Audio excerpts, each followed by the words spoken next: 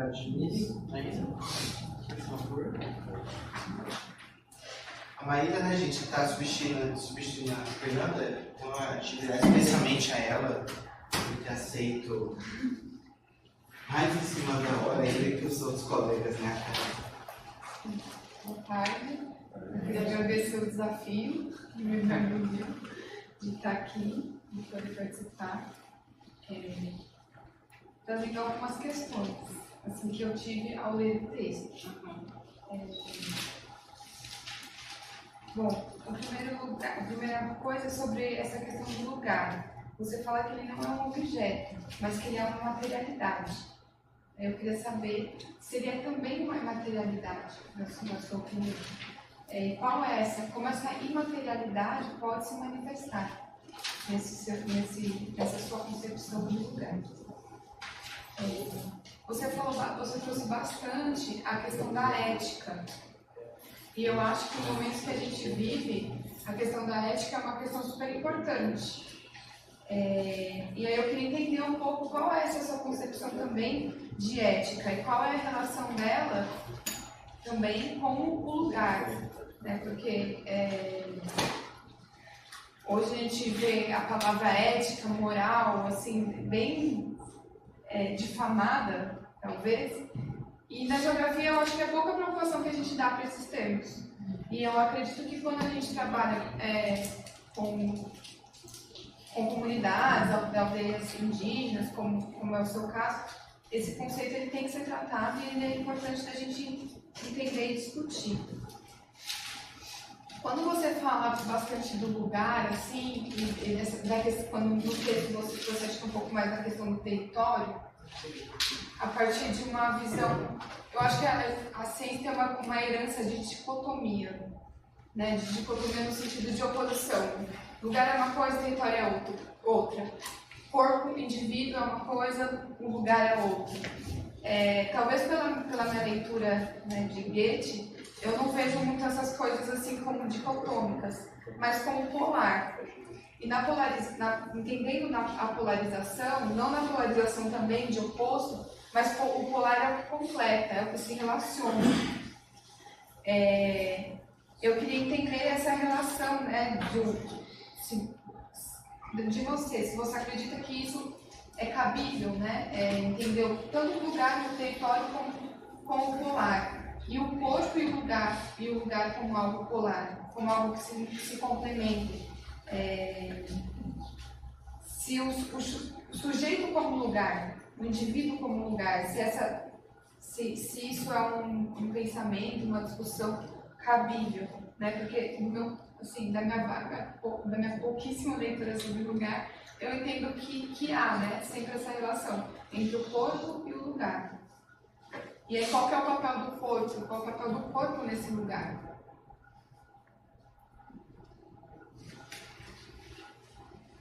Fazendo um monte de questão, porque quando eu li o texto veio um monte de coisa na minha cabeça.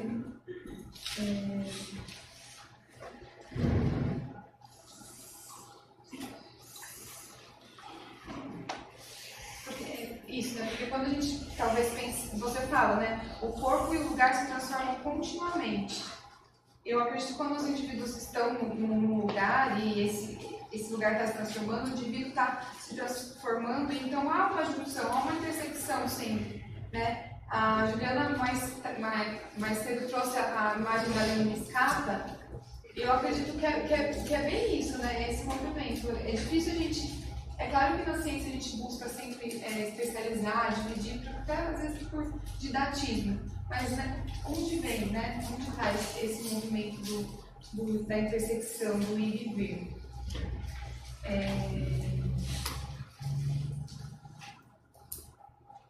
Uma sugestão. Quando eu li o título, eu fiquei bem assustada. Nossa, o que será? Aí eu fiquei pensando, né, o que é esse pneuma? Aí eu fui procurar, né, no dicionário. O pneuma primeiro me veio no ar, mas depois lá estava que poderia ser também ligado à metafísica de Deus, né? Uma metafísica de Deus. Aí eu li o texto e também a hora fazia sentido essa metafísica de Deus e a hora fazia sentido o ar. E aí eu não sabia muito bem. E aí você fez uma uma bela narrativa, né? Assim, as narrativas são artes, e aqui tem, né? Quando você narra a imagem, não a imagem, mas aquilo que você vivenciou, eu acho que o título podia ser muito mais poético e convidativo do que assim assustar.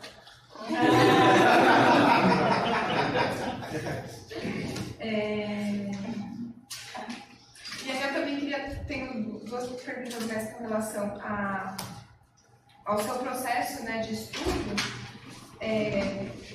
Qual foi o seu caminho para desenvolver, porque você falou do olhar, né? E a gente sabe que o olhar não é só o único meio de entender, de presenciar, de vivenciar e de estudar o lugar ou a paisagem, o que seja. Existem outras sensações que são desenvolvidas, que tocam e que mexem com a gente. Eu queria saber quais foram essas sensações que foram despertas em você nesse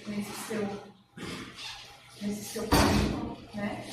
E como você entendeu e como você trouxe isso academicamente. E aí uma outra questão é que você fala, né, que o I é ligado à água. E você traz bastante do elemento da água. E aí eu fiquei curiosa para saber como são trabalhados, né, são entendidos pelos pais, aliás, os outros elementos. Porque, de novo, né, eu venho de uma leitura que não tem que ser nada, assim, né, tenta entender toda essa conexão. Então, quais são as conexões entre esses elementos, né, para essa visão? E, por último, o que me veio agora na sua fala, você contou a história, né, de um cacique que durante 200 anos, não o próprio cacique, né, mas durante 200 anos houve um movimento de resistência.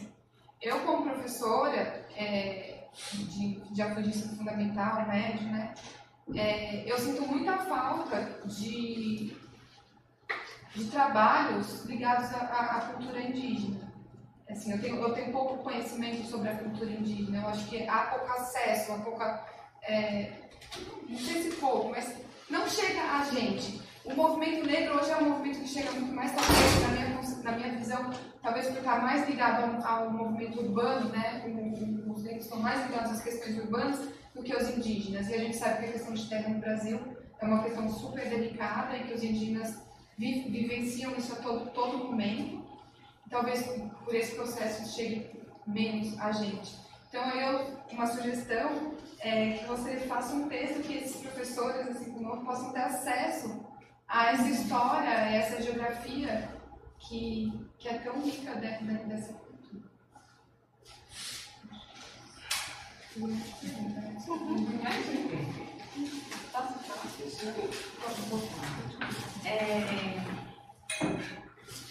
Agradeço, né, esse tanto de questões. Vou tentar ser breve. Primeiro, vou começar aqui pelo que qual foi o caminho que eu escolhi para desenvolver, né, esse olhar, digamos assim, as sensações para além do olhar. Há uma grande preocupação, e aí eu já vou respondendo outras questões, de que a gente não está falando de ética no sentido procedimental, né, no comitê de ética, por exemplo, de ética enquanto procedimento metodológico que vai orientar o fazer pesquisa. Obviamente reverbera nele, mas havia uma preocupação muito grande disso. E as questões da pesquisa foram um desafio muito grande, porque elas foram desenvolvidas a partir do contato, primeiro, dessa imersão na aldeia. E que, a princípio, deslocou várias coisas. Apesar de eu ter essa vivência, né, com a minha avó, na roça, enfim, eu vivi na roça e tem uma relação muito grande, aliás, uma roça que não tinha energia elétrica, que não tinha água, e a gente tinha horário para dormir, eu dormia, enfim, no mato até, eu tenho uma vivência muito disso, mas ainda assim, na aldeia, eu fui muito deslocada, porque no primeiro dia que eu cheguei, a gente comeu debaixo de uma árvore e caiu um monte de ratos. Eu adoro falar isso, porque assim, foi muito surpreso. Eu não sabia que ratos, apesar de ficar na roça, viviam nas árvores, tinham ninhos. E assim, depois desceu uma cobra verde que foi comer o rato. Eu, mesmo que já tinha toda a vivência com cobra, minha mãe, meu avô criava cobra, eu tinha cobra, eu sempre peguei cobras. Mas assim, o susto imediato da cobra na mesa, com os ratinhos, aquilo ali, criou um máximo. Depois disso, eles me deram uma flor para comer. A flor deixou minha boca dormente, eu não conseguia falar. O primeiro sentido que foi, deixou minha boca dormente. E aí eu não consegui falar, e ele agora fala, professor, vai fazer o que aqui? Minha boca babando, anestesiada. Foi. Primeiro estranhamento. Fundamental para caminhada precisa. Eu acredito muito nesse estranhamento. E depois, numa das coisas, eu tenho passado até hoje, né? Porque eu hoje faço parte, inclusive, eu tive outras experiências de sensações inimagináveis na minha cabeça, né? Em que eu, por exemplo, passei pela experiência da Jurema, em que a gente perde uma planta, um pouquinho da planta que é soprado em nós, perdemos todos os sentidos praticamente. Você sente que você está morrendo, indo, cada pessoa é de um jeito, alguns têm outra, gritam, mulheres que tiram a roupa, mulheres que... E eu nada, eu vou lá, tem todo um processo de cura, de tratamento, de trabalhar a espiritualidade, e que eu passei por uma experiência dessa coisa que a gente tem o controle dos sentidos muito forte, que algumas coisas eu não posso nem assim falar aqui dessa maneira.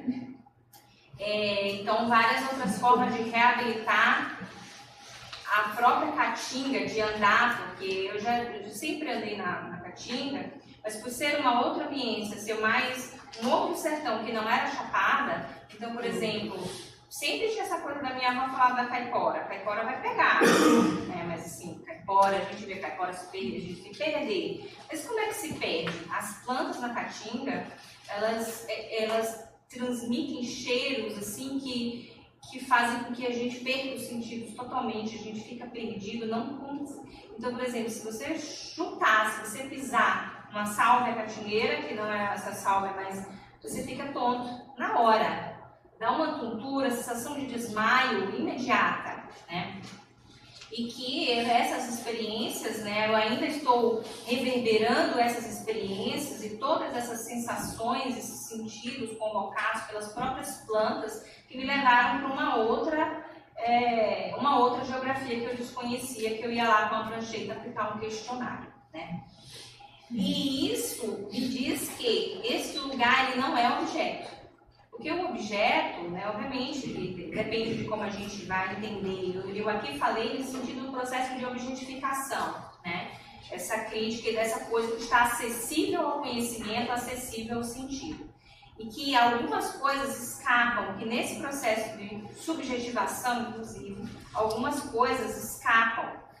Mas eu nunca pensei nessa oposição à imaterialidade, eu teria que pensar mais um pouco sobre isso, né? E essa ética que a relação é justamente estreita entre ética e lugar, né? A gente está articulando, e essa ética que não é dada sob o ponto de vista moral, de valores que são estabelecidos pela sociedade, que toda um coletivo tem que obedecer à moral. Essa moral, nesse sentido, está mais relacionada à cultura, à ética não. Porque à medida que eu imponho ao outro que faça isso não é ético. Isso é uma imposição, é um movimento totalitário que fere o sentido da liberdade ética e o sentido do direito do outro a ser outro. Portanto, não posso impor.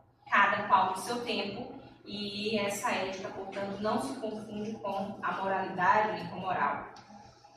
Eu não sei se essa questão do colar, território, lugar, como complemento, né? Eu falei como mistura, mas assim, porque talvez complemento pressupõe que um falta o outro, que há algo que se encaixa, enfim. E aí eu não sei se eu pensaria como esse complemento. Sujeito como lugar, princípio, essa ideia de que sujeito ele não se confunde, né, com o indivíduo, não é o sujeito como inocente, obviamente, e nem estamos falando de sujeito nos termos sujeito-consciência. Não é esse sujeito.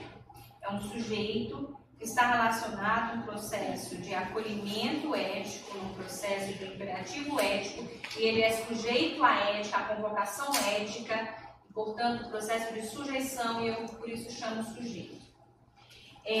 Metafísica, né? Essa metafísica de Deus, essa é uma grande questão, assim, né? Por quê?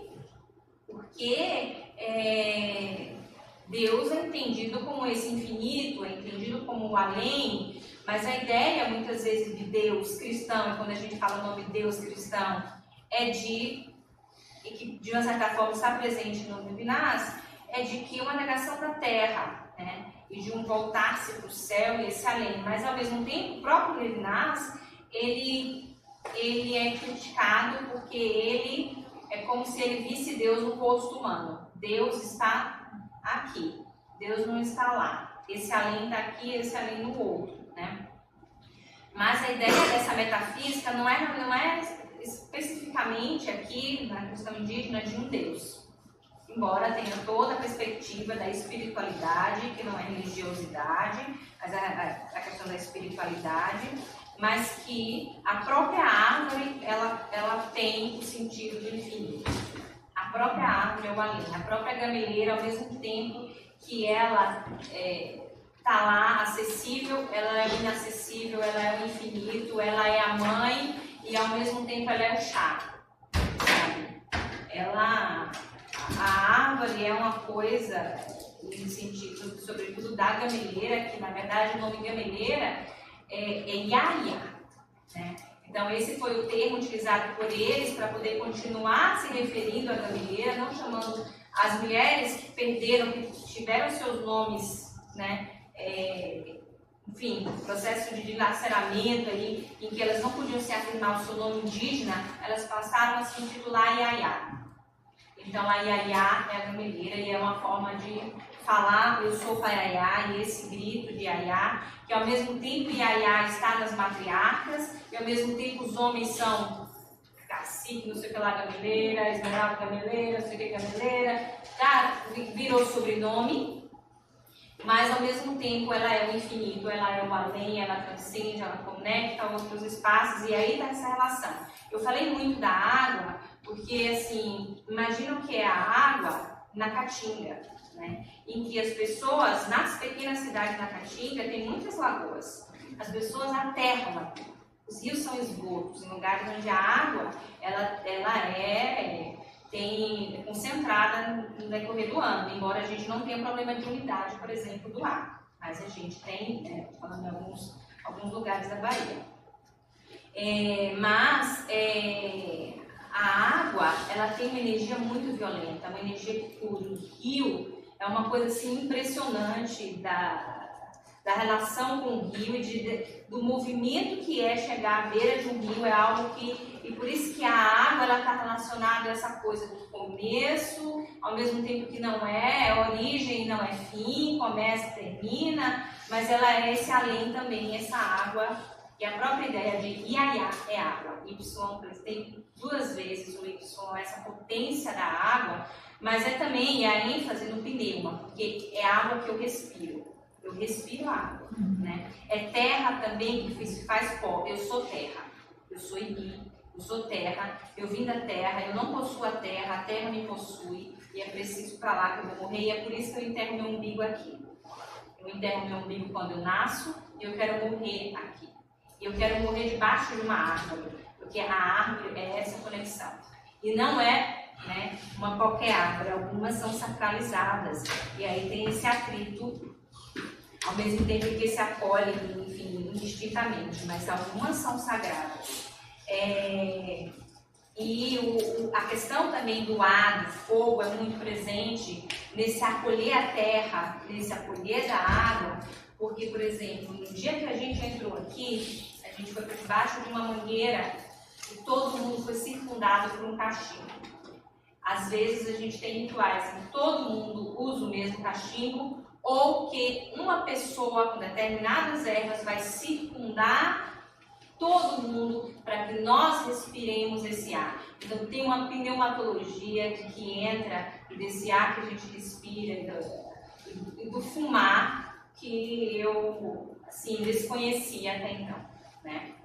Então fogo, esse fogo que queima, esse ar que queima, essa planta que é água e que é terra e ao mesmo tempo se faz fogo no cachimbo, é um negócio assim desses elementos muito interessantes. E essa questão do trabalho, a cultura indígena, nós estamos com um projeto de extensão lá, em que a própria, nas escolas estamos estabelecendo parcerias para que as professoras elas saibam lidar melhor com esses alunos indígenas que estão silenciados. Por quê? Porque, como um todo, hoje quase que a metade dos indígenas brasileiros estão em situação urbana. A maior parte deles, inclusive na região sudeste do Brasil. E na região nordeste, segundo lugar na região nordeste, depois na região sudeste.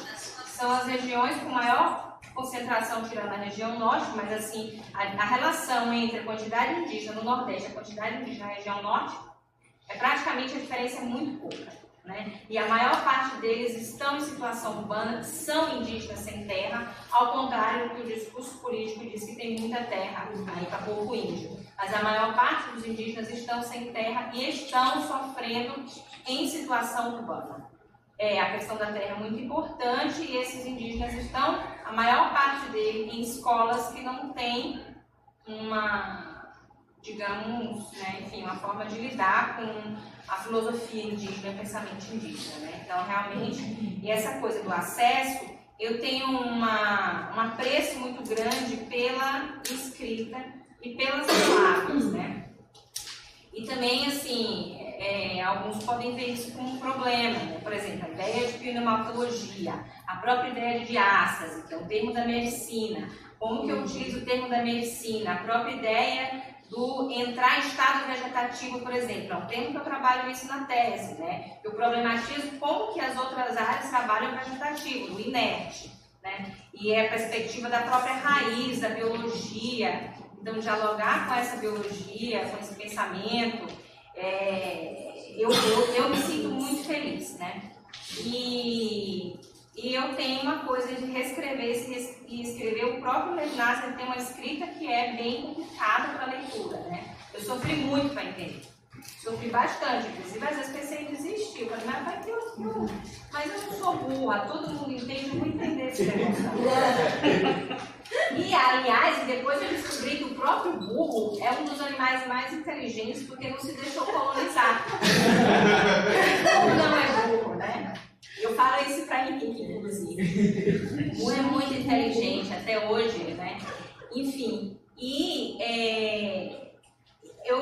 eu tenho esse cuidado tanto com a etimologia quanto esse fazer escrita.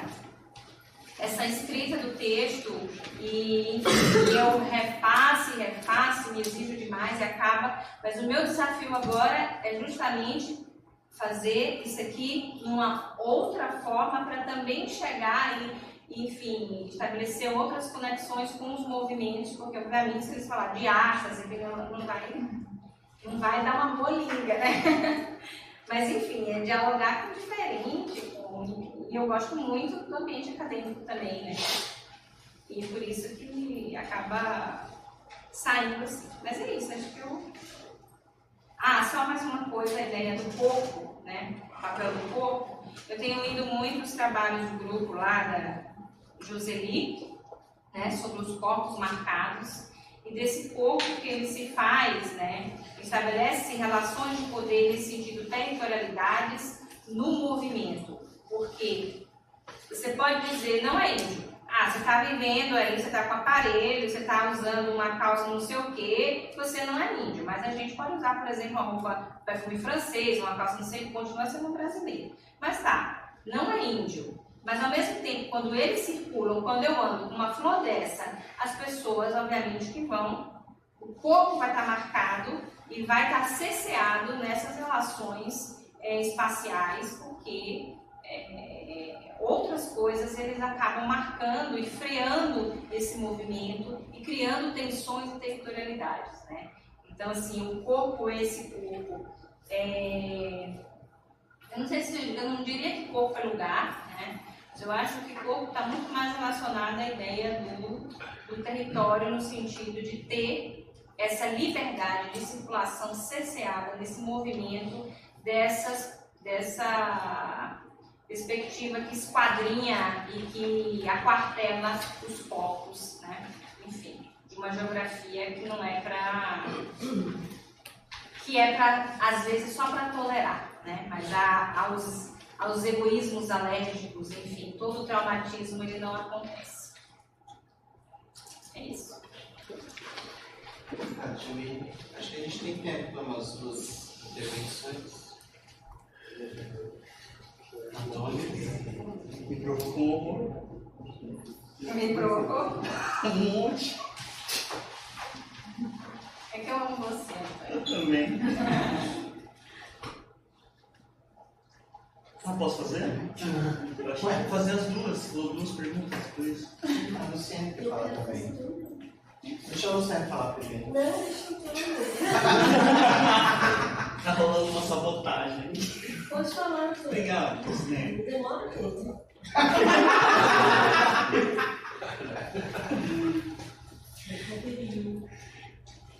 Jamile, querido, parabéns. É sempre bom te ouvir. Essa questão do outro.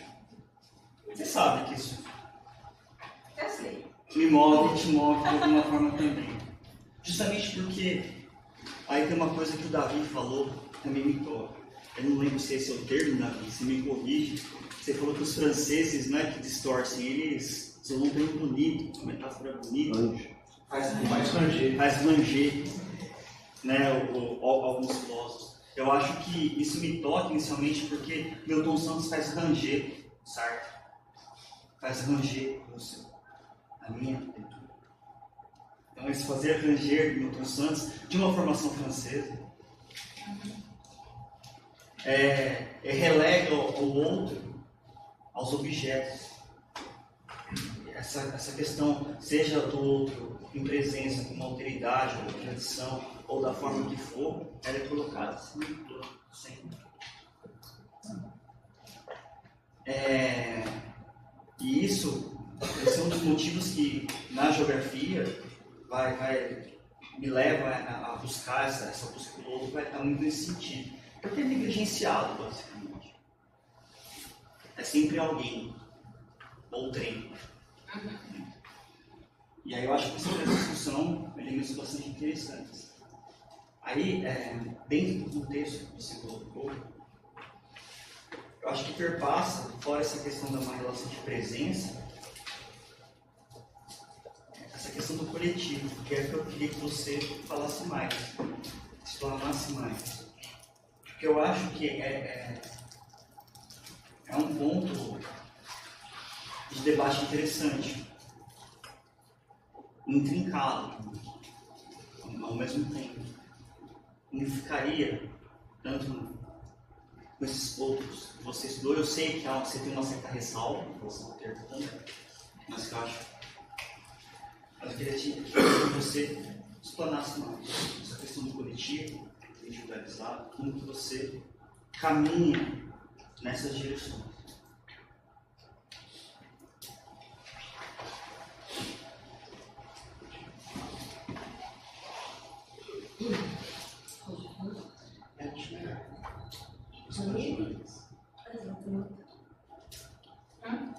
Eu gostaria de parabenizar, né? É sempre um prazer te ouvir falar. Te vi lá em Niterói, eu pude ver sua tese. E nessa apresentação agora você teve esse tempo, né, de apresentar essa parte da tua tese. Então sempre é um prazer ler. E é um tema que me interessa bastante. E que eu acho assim, que você relaciona tão bem, né, muitas questões que estavam faltando na geografia, essa discussão da alteridade, a discussão ética, né? E aí, essa discussão também que você disse da identidade que se pensa, né, muito, e aí a nossa sociedade também prende o outro, né, cristalizando algumas coisas, né? A Larissa está trabalhando com caiçaras e até já está lendo sua tese. E o quanto que isso é importante, né? Porque realmente a gente tem essa mania, né, de até para defender esses povos, os indígenas ou para os caiçaras, quilombolas, etc. A gente tem uma ânsia tão grande e a gente acaba também prendendo, né? Ah, não, eles são isso porque olha como eles ainda são tradicionais, né? Para isso servir como um argumento para eles terem o seu território, né? Então você traz uma... E quanto que isso a gente tem que tomar cuidado, né? Então acho que isso, essa análise sua, essa interpretação, usando esses autores, foi muito boa, né? E ajudou muito a gente com quem vai trabalhar com as comunidades. Então acho que... deixa eu ver se tem mais alguma coisa aqui. Eu acho que é mais para parabenizar o quanto que você é sensível em muitas coisas, né? Essa discussão da raiz enquanto ponte, né? A importância de ter essa filosofia indígena.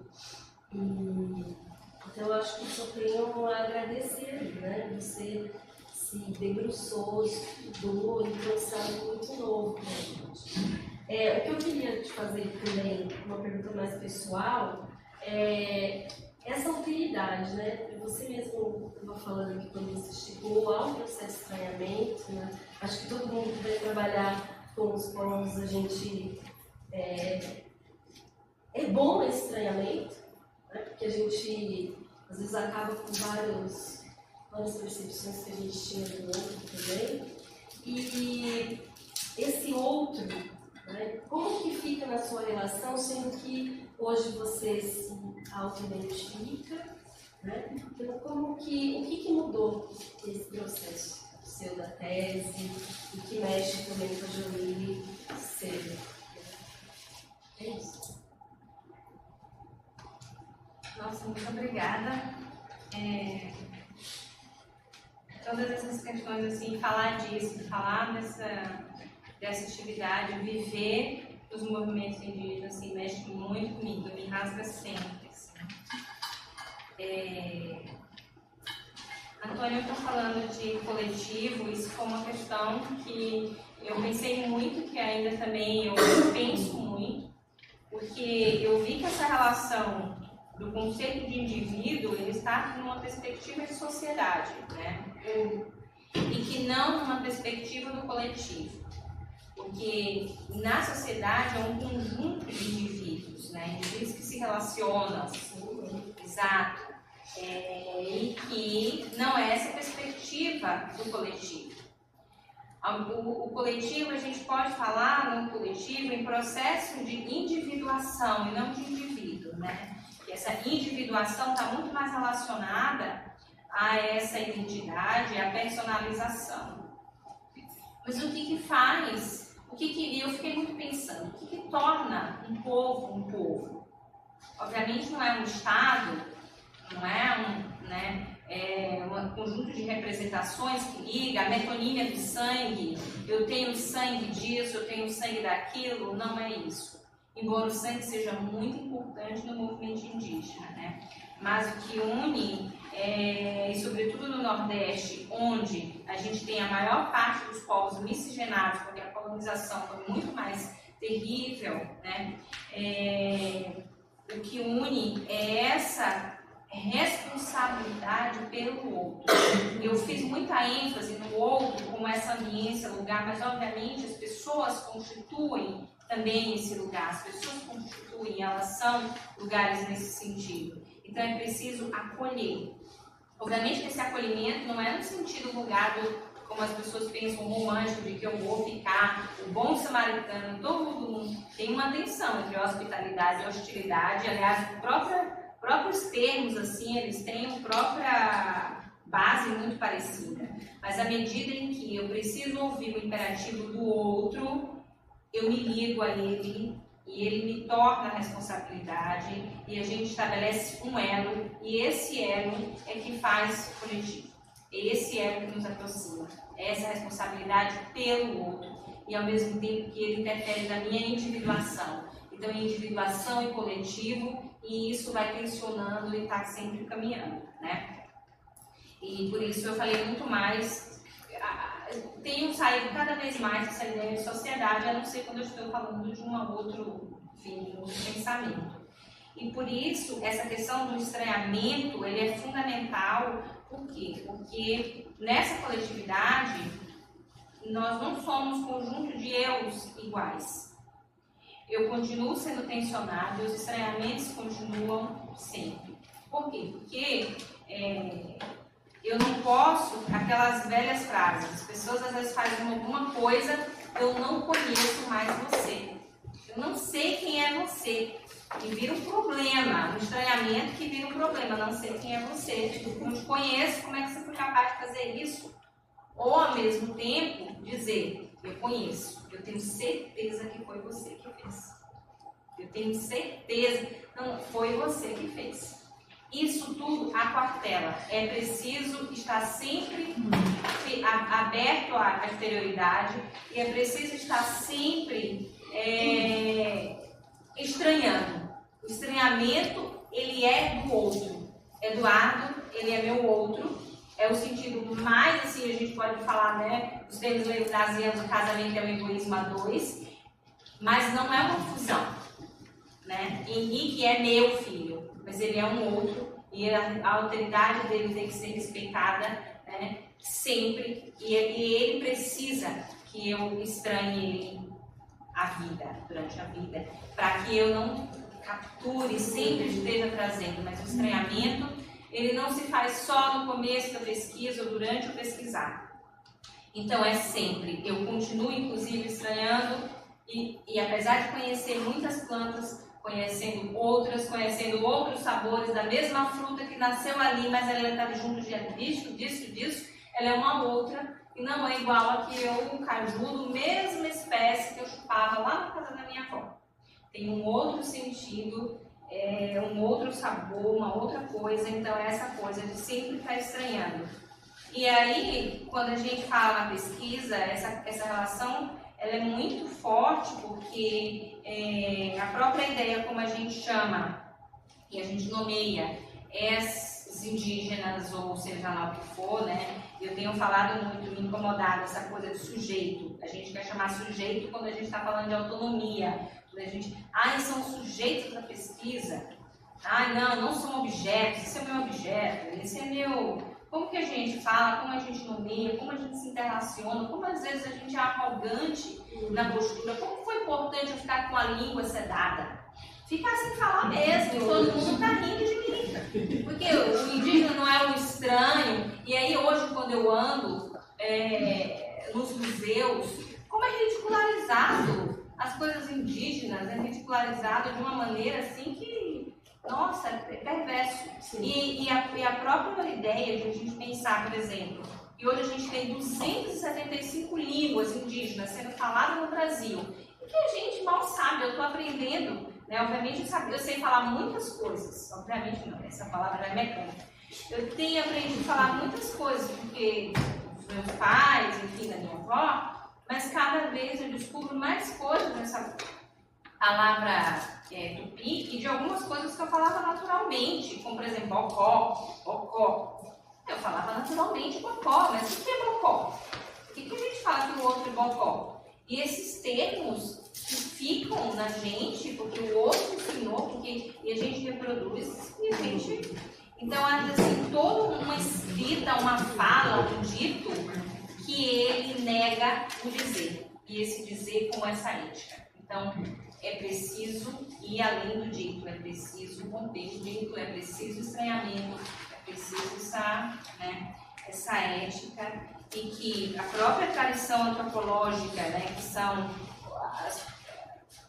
a área que mais estuda os povos indígenas, que sente, de certa forma, a autoridade para isso, ela se sustenta na perspectiva de estágios cognitivos do Piaget, e que dociliza e, de uma certa forma, compara o indígena a uma criança de 8, 9 anos. Né? Como que a gente vai numa base disso, lidar com, enfim. Então, o tensionamento da própria ciência, esse é um esforço, obviamente, que há sempre a fazer. E é uma busca o tempo inteiro, nunca para. E é por isso esse estranhamento de sempre. Né? Mas, enfim, eu agradeço muito. Tá? Não posso ficar falando porque eu sou... falo demais, né? Muito obrigada.